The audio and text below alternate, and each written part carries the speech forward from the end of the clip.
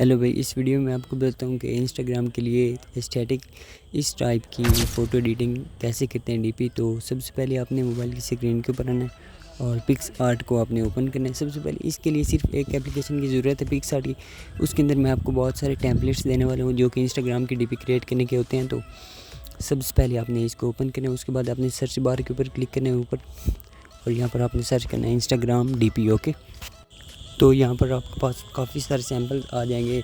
यहाँ से आपने कोई एक डीपी को ओपन करना है। ओके, अब यहाँ पर ये आपके पास बहुत सारे टेम्पलेट्स आ चुके हैं। यहाँ से तो हम कोई एक अच्छी सी डीपी ओपन करेंगे और उसको इस्तेमाल करेंगे। तो मैं इसको ओपन कर लेता हूँ और चूज़ माई फ़ोटो के ऊपर क्लिक करना है आपने। यहाँ पर आ जाएगी इंटरफेस। तो इस यहाँ से आपने अपनी फ़ोटो को ओपन करना है, जो फ़ोटो अपनी डीपी जिस फ़ोटो की क्रिएट करनी है। ओके, तो हमारे पास ये फ़ोटो आ चुका है। नेक्स्ट करना है आपने इसको बिल्कुल क्रॉप करके।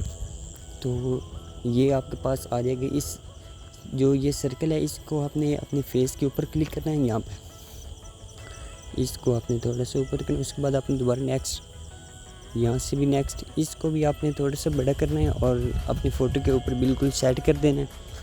और यहाँ से नेक्स्ट। अब यहाँ पर आपका फ़ोटो रेडी हो चुका है। तो इसके ऊपर आपने टेक्स्ट करना है। वो कैसे करना है, वो अपने टेक्स्ट के ऊपर चले जाना है और यहाँ पर आपने अपना नेम लिखना है। उस नेम का जो फर्स्ट लेटर है ना वो आपने रेड कलर का लिखना है और जो बाकी लेटर हैं उनको आपने वाइट कलर का रहने देना है। ओके,